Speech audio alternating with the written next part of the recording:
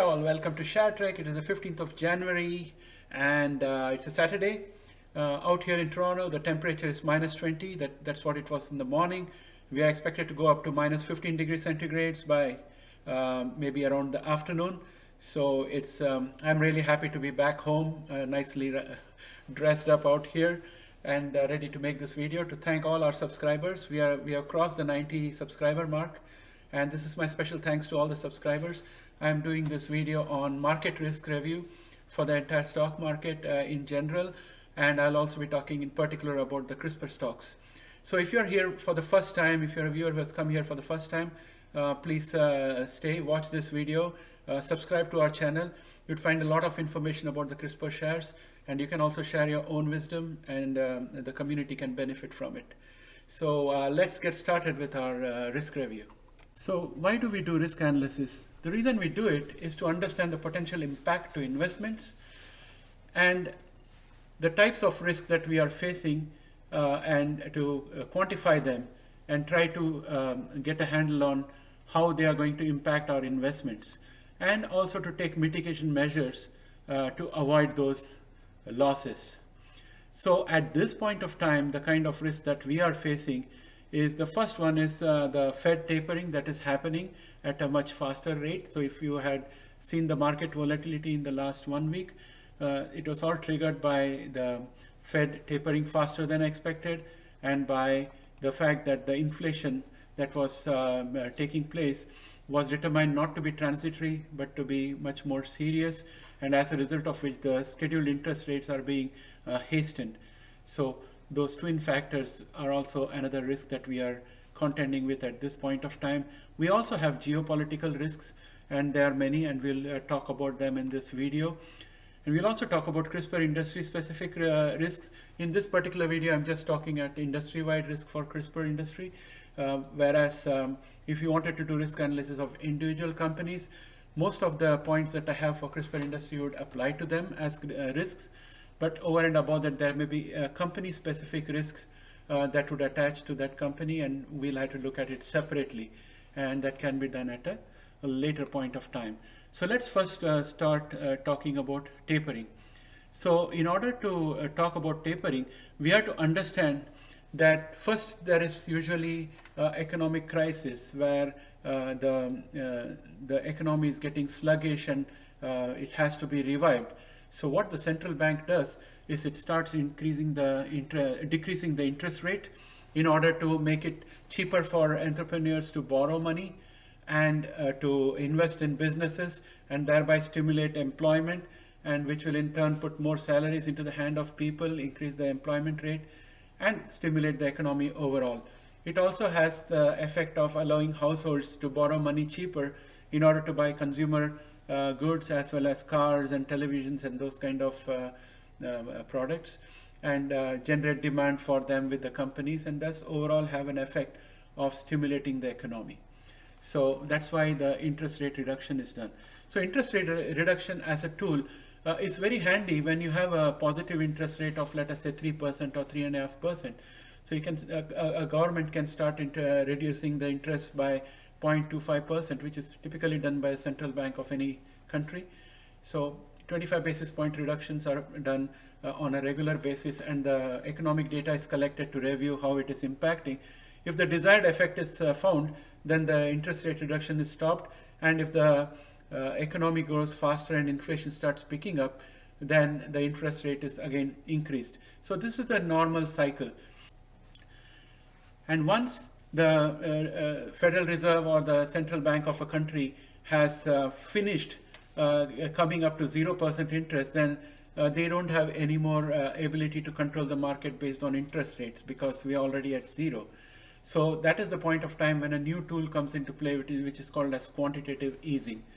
So in quantitative easing, the government tries to buy up securities from the open market, and when the government does that, it buys paper, and in return it gives money and pushes more money into the economy.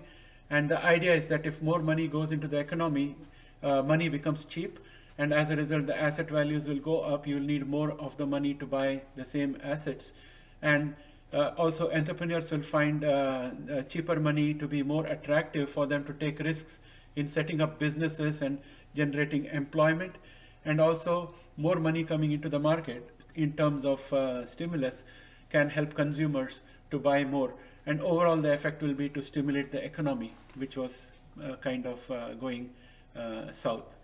Once QE is successful, the result is going to be felt in terms of inflation picking up.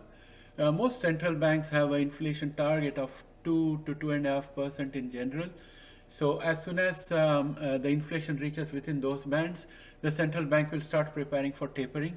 So they will first begin by trying to manage the market expectations by telegraphing in advance their intention of commencing tapering. So tapering is initially commenced by reducing the rate at which the government buys securities, and that in turn reduces the rates at which the money is being pumped into the market. And this reduction continues until no more purchases are made by the central bank or the Federal Reserve, and it will continue until the purchased assets are depleted due to expiry dates. So that is the general process, and all that does is help temper the inflation. However, during the process of tapering, if inflation falls below the 2 to 2.5% target band, then the Federal Reserve may pause again and wait for it to pick up, and then keep going until the completion of tapering. So this is how the process is supposed to work out. If inflation still persists after tapering is complete, then interest rate hikes have to be introduced, and the interest rate hikes will have the effect of containing any further inflation, and we are back into the normal world of controlling inflation using interest rates, because now all the interest rates are positive. So this is the anatomy of how the economy would work its way from recession or a very bad situation into a healthy, normal economic situation. Now let's talk about the geopolitical risks. So the first one that comes to mind is the risk of conflict in Russia with Ukraine. So Russian gas supply to Europe goes through the Ukrainian territories, and currently there's a lot of tension between Russia, Ukraine, US, and Europe. Treasuries are a traditional haven during periods of political and economic stress. A rally in the treasuries would pull down yields, which move in the opposite direction of prices. A rising yield indicates falling demand for treasury bonds, which means investors prefer high risk, high reward investments. Falling yield suggests the opposite. Higher rates mean future profits are worth less today, and that will hurt fast growing technology stocks or growth companies as opposed to value companies. So that's my thinking based on what could probably happen with the Russia-Ukraine conflict. The next risk we are looking at is US versus China competition. How China and US manage their trade and political objectives will determine the level of disruptions investors can expect in their pursuit for profits and growth. Supply chain is integrated worldwide, as we know. Any disruption of that supply chain can cause chaos in the markets and also feed into inflation as we saw in the pandemic. Inflation can be further spurred due to stock shortages caused by supply chain disruption, or raw material shortage caused by supply chain disruption. So it's not a very good situation out there. Another impact that we have already seen on the market is the impact of Chinese regulatory regime, in which they have taken a tough stance on Chinese companies listed in the US stock exchange. The best example is the Alibaba stock, which has faced the most problems.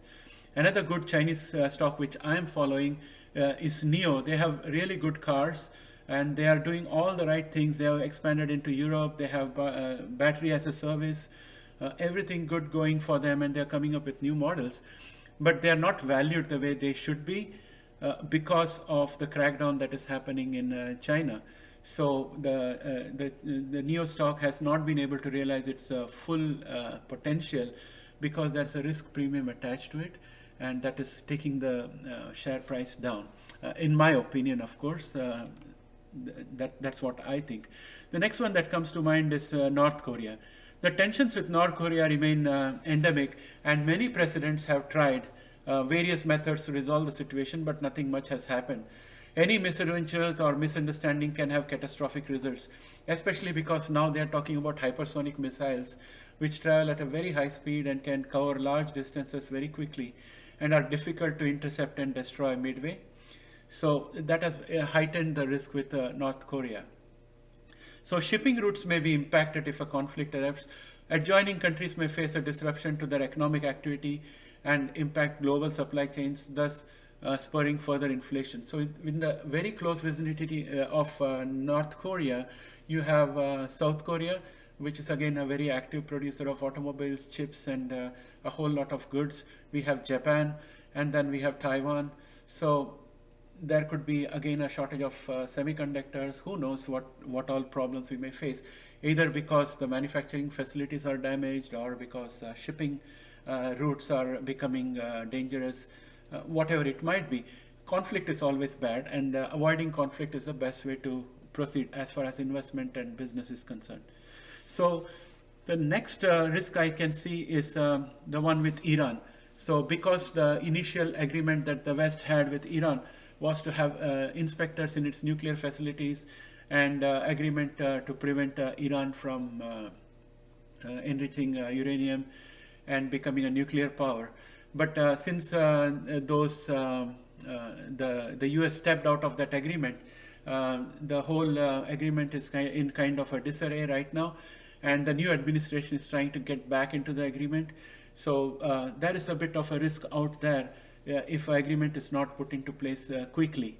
The sooner the government reach an understanding and seal a new agreement, the risk can be mitigated. We should note that Iran is a major oil producer and has a significant impact on global oil prices and hence on inflation. So at this stage, I would like to show you another news article which talks about Iran's crude production. And if you look at the graph, you will see that the crude oil production in 1975 and 1976, that period was around 6 million barrels per day. Then it fell down as a result of conflicts, and then as a result of sanctions and other controls imposed on Iran. So in 2020, they were producing less than 2 million barrels, just about 2 million barrels per day. And it's at a 40-year low. So this also contributes to the increase in gas prices. Can you imagine if Iran was not under sanction and they were able to give their full production? Then not only will the Iranian citizens benefit from better quality of life, but also all of us would be paying less at the gas station. So this is a problem. The sooner it's resolved, the better it would be for everyone. So that is my next point with regard to the geopolitical risks. The next risk area is Kazakhstan. This is kind of a main problem in the area of both oil as well as uranium. So Kazakhstan is a large nation sandwiched between the two great powers of Russia and China, and its resources are at stake should there be a worsening of the situation and the conflict getting out of hand. The major oil fields are in Kazakhstan and makes Kazakhstan the 12th largest oil producing nation in the world. And any disruption of oil coming from Kazakhstan is likely to push the oil prices up further. As it is, they are quite high, and it can go up further. Two oil companies that have big stake in the Kazakhstan oil fields are Chevron and Exxon. And they operate together with state-owned Kasmunigas, controlled by Nazarbayev family. And the question is, what would happen to Chevron and Exxon's stake in the event Nazarbayevs lose control? So there is an article on the Wall Street Journal that I would like you guys to go and have a look at. I cannot produce it here. These are all intellectual properties. So you have to go to the Wall Street Journal website. And they also have a video about the protest and what is happening out there. But it would suffice to remember that Kazakhstan also has 40% of the world's uranium reserves. So uranium is also going to be at stake if if there is more unrest in Kazakhstan. And with oil and uranium, we are talking about most of our power supply and energy supply. So this particular unrest in Kazakhstan has got to be resolved as quickly as possible. Otherwise, we are going to have more issues than what we were looking for.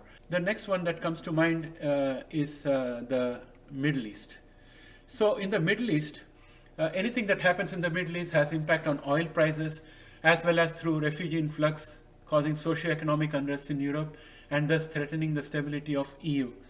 Currently, Turkey is facing a major problem with its currency, and the inflation is going up like crazy in Turkey, while they're continuing to reduce interest rates, and their aim is to go to as close to zero as possible.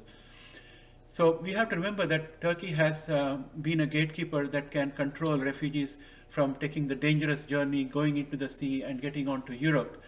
And Turkey has in past used that as a bargaining chip with EU. But in the event that Turkey is not able to control its inflation crisis and continues in the current trajectory and loses control of being able to stop those refugees, then the problem is going to be more instability in the EU, along with the conflict happening in Ukraine and along with the situation in Iran and Kazakhstan. It makes everything very, very volatile and dangerous. So one of the things that needs to happen is to start putting down all these fires which are happening all over the place. So that's about the geopolitical risks happening everywhere. So this brings me to my thoughts about the emerging market risks. I have not put emerging market risk out here, but there is always emerging market risk, because at any point of time in the globe there are a lot of new markets that are emerging, and they are typically governments which are not that stable. They may have abrupt change in regulation. Social unrest might be there either in pockets or in large scale. There will be poor infrastructure in the process of being upgraded, corruption, exchange rate fluctuation, all these things happen. And then there are other emerging markets which do not have all these natural resources and all, but they are good manufacturing hubs. They have got reasonable rule of law.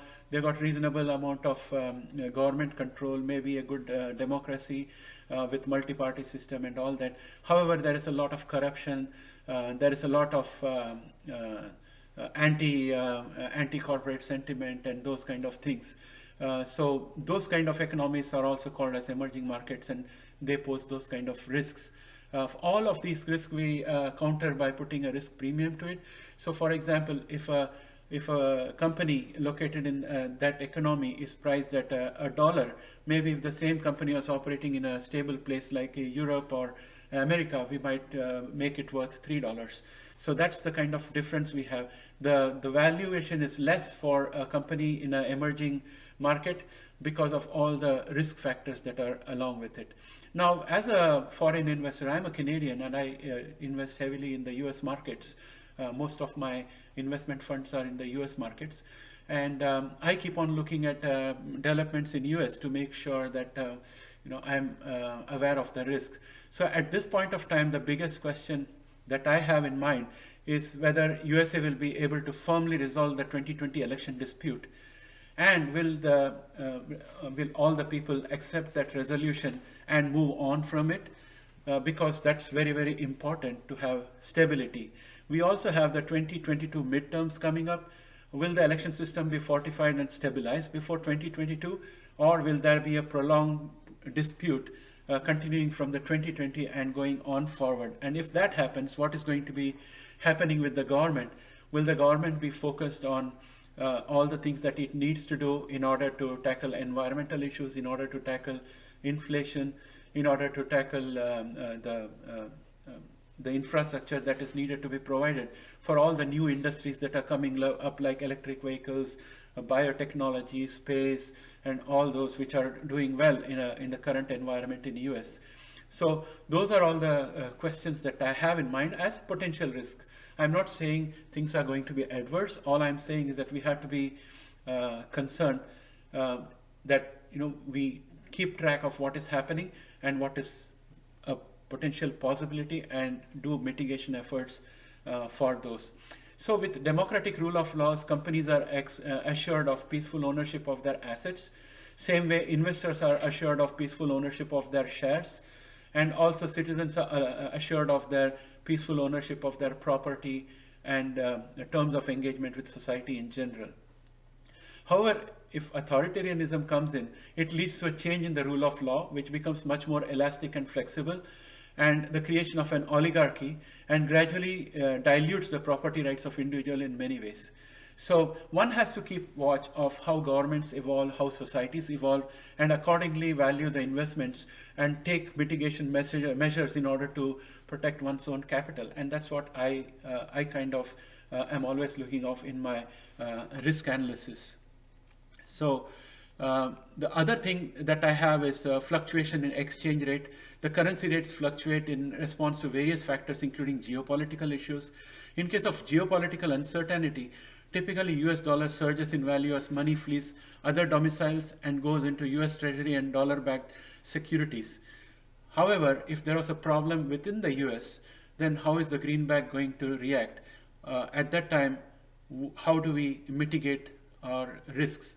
So those are the kind of questions that we need to look at.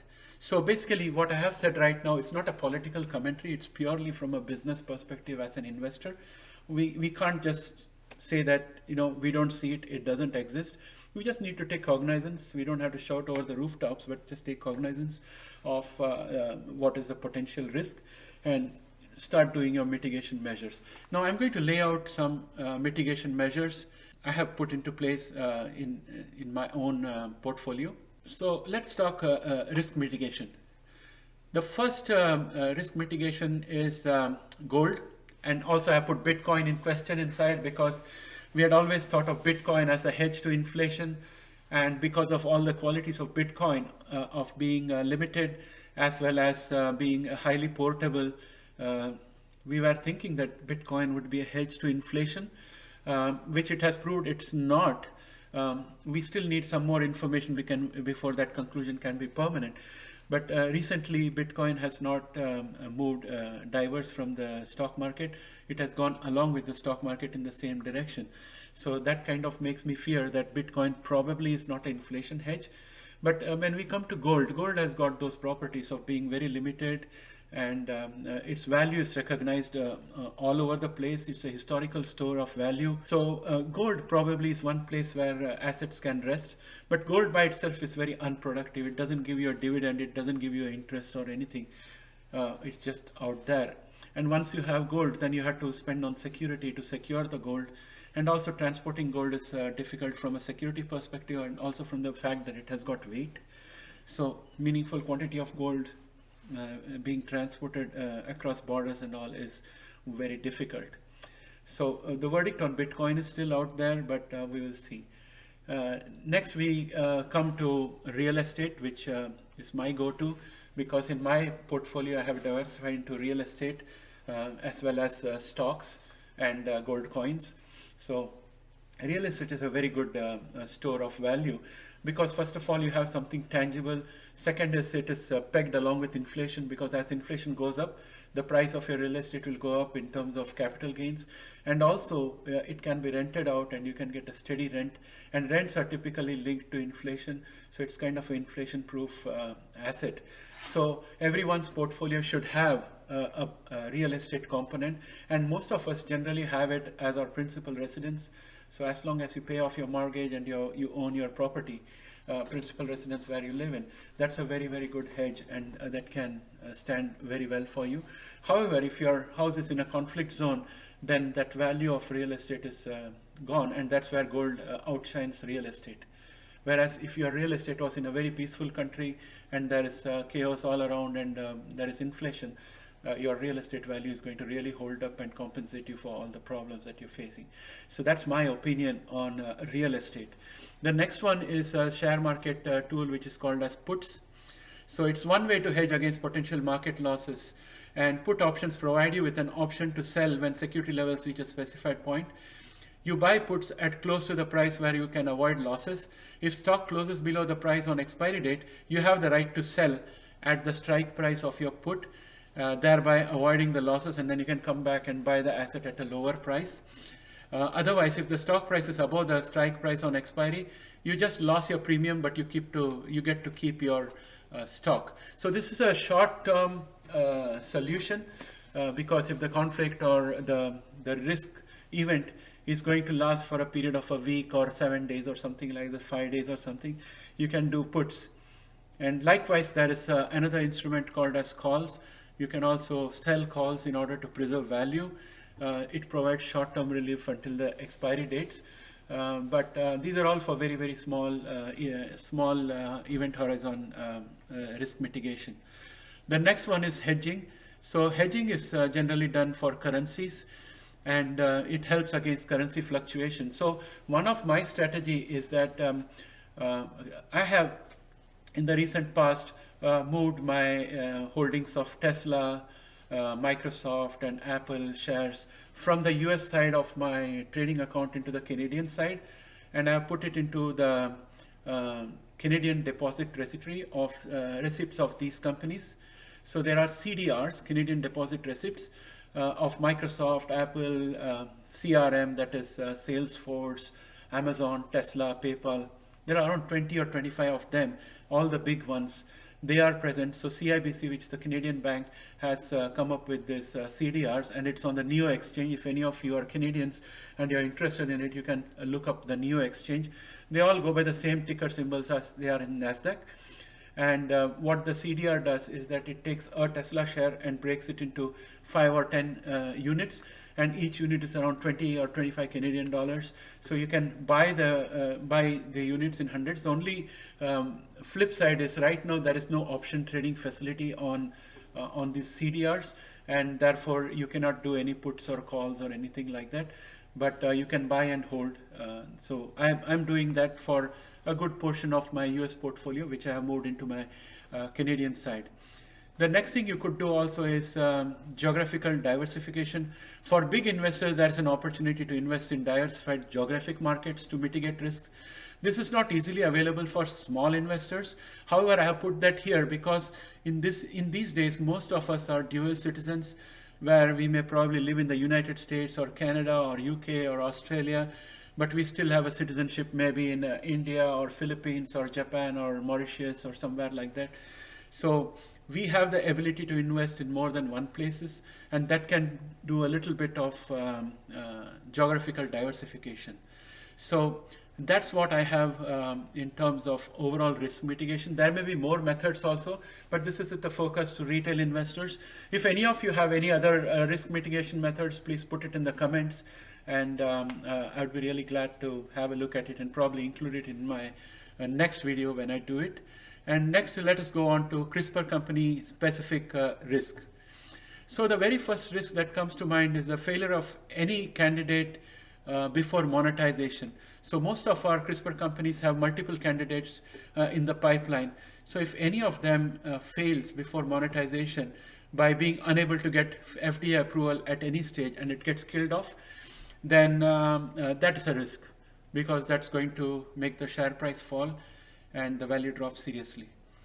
So the next one is a fatal or serious adverse effect which can kill a candidate therapy and evaporate all the value that we have. So it can go all the way into trials, and then if the side effects are considered to be really bad or unacceptable, then that can happen. The next one is that regulations may potentially prevent a successful therapy from monetization due to either ethical or moral concerns. In that case, all the investment done in the therapy to bring it to successful completion is going to be wasted. So there are many cultures where blood transfusion is frowned upon, or operations are frowned upon. So there are things like that, and there are moral and ethical groups in most countries. Depending on how much they object and how serious those objections are, the government will have to respond by either putting curbs or outright banning certain therapies. So that's what I mean by that. Some companies may run out of funding before finding any success. So that can happen if the multiple candidates that they are pursuing end up dying off one by one without reaching the monetization stage. And that is quite possible. And also it's possible that some other company may find a cure for the same same disease or same condition way before one of these companies does, and so it's going to be too many people sharing the same small pie, so the returns are not the same, and maybe the company decides to stop any further research in that part of the pipeline. So that could happen. The other thing could be equity dilution, which will become unavoidable for some companies because they need more funding and they are in the precipice of success, but they are kind of run out of money, so they will have to issue extra equity shares. This would be the equity dilution that can drop the share prices. So apart from that, there could be religious objections that can come up and cause a backlash against the therapy. That could also be the anti-science sentiment that we have seen with the COVID vaccine that can probably inhibit the uptake. There will definitely be a lot of people who will take these pioneering therapies, but there will be some people who would definitely not like to partake, and it's their freedom and they would do that. But from an investor perspective, what we are saying is that that's going to limit the reach of the market that such therapies could have. And the other risk would be hesitancy towards consuming CRISPR edited products. This is mostly in terms of agricultural products like modified crops or modified animal meat and other products. Tight regulations in the EU are making it difficult for CRISPR research to proceed, especially in agricultural products. So it's reducing the pace at which we could probably make success. Takeover may also take place for some companies because their share price at some point of time may fall so low that some of the major pharma companies might think that it's a very, very easy no-brainer to just take over that company and start funding and take the research to monetization phase. So all these things can happen. And finally, I would bring this case to the bad actors. So there are bad actors all over the place who can try to use CRISPR technology to push the envelope. So things that come to mind are designer babies. Like there was a Chinese scientist who already has made 2 designer babies so far. We don't know what is the status, where they have reached and how they are doing, those 2 kids. But that has happened despite a lot of objections from everyone. So those kind of things may happen, and if they do, they are likely to force some governments to clamp down on CRISPR related activities and research. So that's a risk that we run due to bad actors. So that brings me to a conclusion of our session today on risk review. Overall, we should not be overwhelmed with risks. These risks have always been there. They were there 6 months ago, they were there a year ago, and there'll be more new risks coming in the future. That doesn't mean we stop investing and all that. All I'm saying is that just be aware of what you're investing in, and just look at how much you can afford to lose in case any of the risks were to come to be true, and invest only that much. And keep on dollar cost averaging, and keep on diversifying geographically as well as among sectors. There are a lot of really good sectors in the stock market. EVs are doing very well. There is the tech sector companies, there is the AI companies, there is energy companies. There are a lot of sectors out there. The real estate investment trusts are also really good to invest in. So the more you diversify, the more risk tolerant your portfolio will be, and the more you can sleep peacefully. So that brings me to the end of this session, and thanks for your patience and watching through this long video. Please put a like there, and that will help more people see this video. And thanks for all your support. See you again in the next session. Bye for now.